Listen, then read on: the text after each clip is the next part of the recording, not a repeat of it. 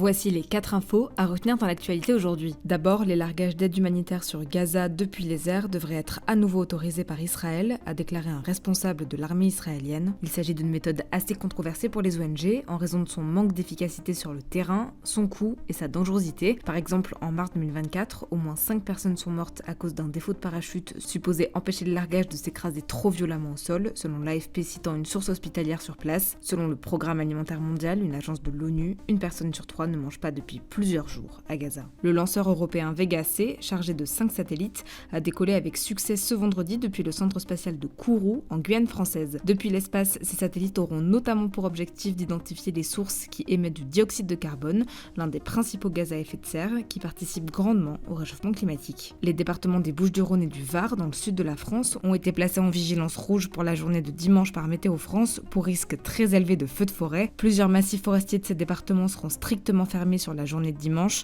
2 autres départements ont été placés en risque élevé, le Vaucluse et l'Aude, où un incendie s'est déclaré ce samedi après-midi. Et enfin, il y a un an, c'était la cérémonie d'ouverture des Jeux de Paris. Plusieurs événements ont été organisés ce samedi dans la ville pour célébrer ce premier anniversaire, comme une parade sur la Seine, l'inauguration de statues représentant des femmes ayant marqué l'histoire de France et un concert gratuit du rappeur Tiakola qui aura lieu en fin de journée à la Courneuve.